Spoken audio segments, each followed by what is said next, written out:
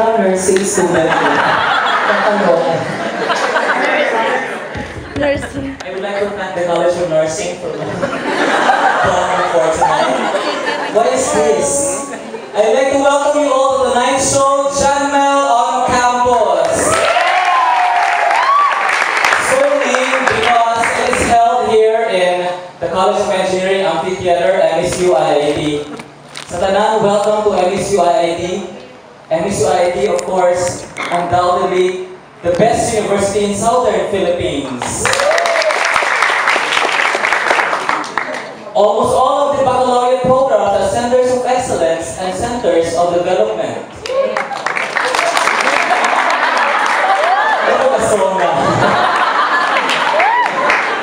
It is the only school in Mindanao which actually, imagine this, a part of local and international partnerships, networks, and consortiums. And it is the only school which holds the world record for the most number of pedestrian lanes for a human area.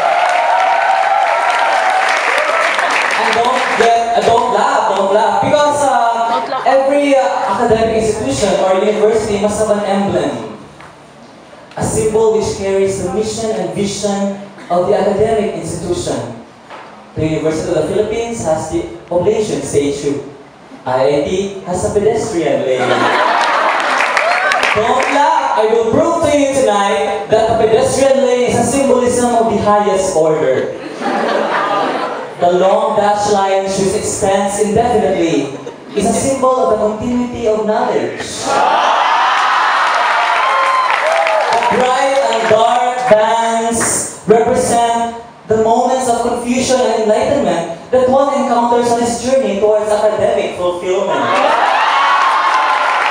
And even the pedestrian lane is knowledge itself, the one that guides us through the right path, so that we will not get run over by the vehicles of ignorance.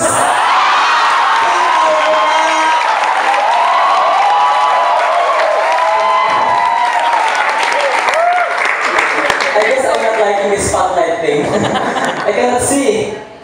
But anyway, let's start this show with let's start this show with an issue that gripped the nation. Not my husband's lover, but corruption.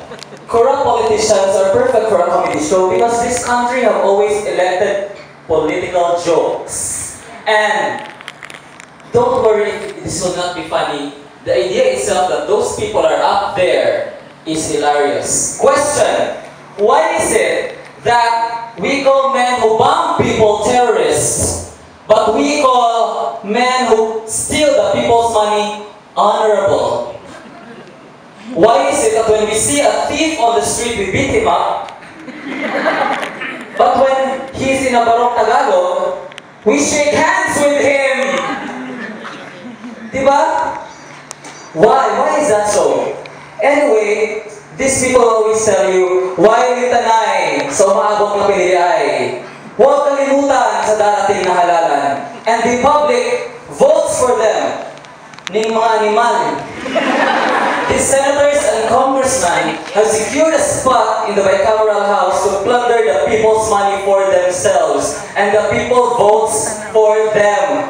Why is that so? Can't you see the irony? Imagine, how much does a senator make every month? 40,000? 45,000? How much does he spend on his campaign? 40 million? 45 million? For less than a month of a campaign period? Why? Because of this thing called PDAF, or the Priority Development Assistance Fund, also known as Pansarili Development Assistance Fund. Yes. Just so you know, every senator has a PDAF of 200 million every year. A congressman has 70 million. This is supposed to go to the development of the countryside, to the provinces. But these senators and congressmen think that these are their allowances, like college students in boarding school. But this time, they don't get their allowance from their mother. They get it from their motherland. But this actually demands an outrage from the Filipino people. When especially that the Napolises have been found out to live posh and luxurious lifestyles.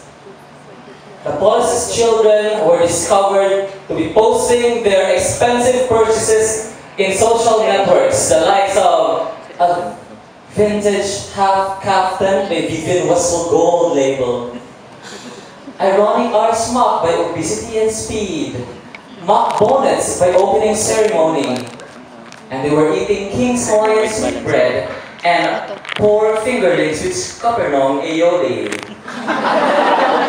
Excuse me, di ko palupin, no? I'm eating poached dough with white wine sauce.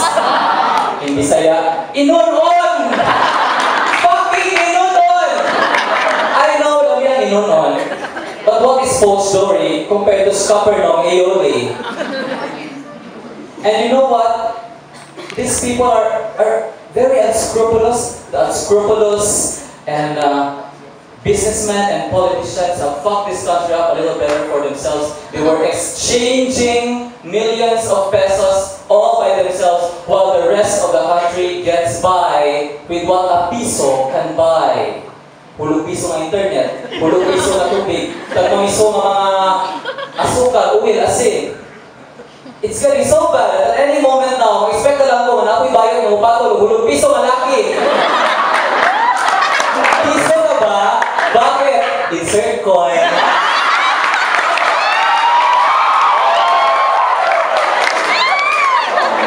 And I won't get surprised if nanapoy hulog piso na bugas. Oh, sa imong piso, hindi makamumo. Piso na bugas, tulo ka lugas. You know, this is an outrage on the people, and I'm getting so worried. And getting so worried because what must we do? What must we do? It's a comedy show, but the question is serious. What must we do? We all know that the current system of penalty does not ensure punishment. The current criminal laws, history tells us that the current criminal laws are defenseless against a seemingly harmless object, say for example, a wheelchair. And what must we do? I think that we should bring back the age-old methods of capital punishment. Penalty does not ensure punishment. The current criminal laws, history tells us that the current criminal laws are defenseless against a seemingly harmless object, say for example, a wheelchair.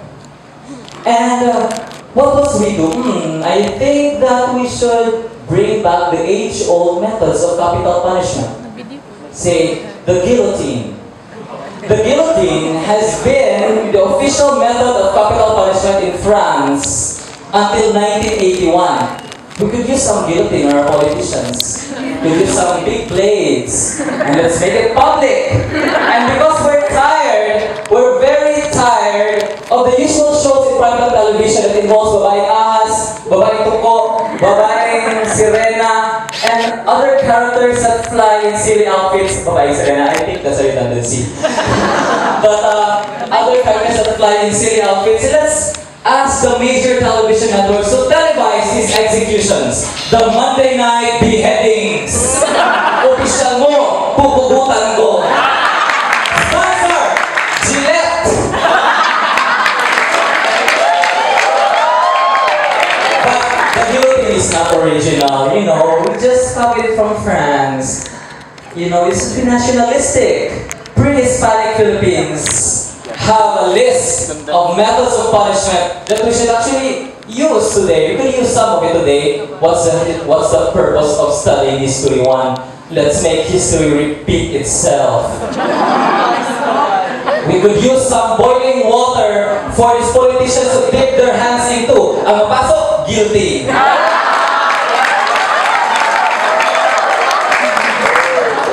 But to give it a modern twist, we could use oil.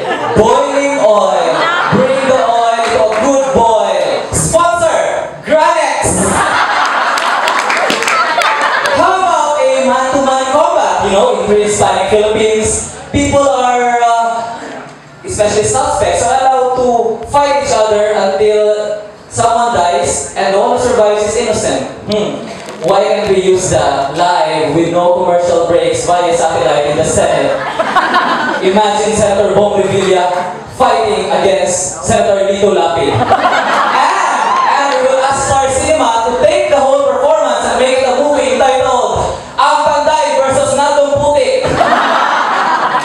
With a special participation of Senator Miriam de Mendoza. Sponsor! High-Res Lechon Bayo. Wala lang, para malahi. But I think that is absurd. It's absurd. It's really absurd. The media already silenced the people. They have conditioned the people with explosive terrorism so that these motherfuckers can actually go with their silent terror, killing the Filipinos slowly and silently day by day. But I think that we're fed up with this. But we don't react. Why? Because that's life for a Filipino. The life of a Filipino is a series of corruption cases. And we can recover. I think we can recover from this corruption case. We can recover so that we can move on to our next corruption case. But a little suggestion though, the next time you hear these people, while in Tanay sa umabot ng PDI, huwag kalimutan sa darating na halalan. Give them the finger and say, "Fuck you and your family!" Thank you.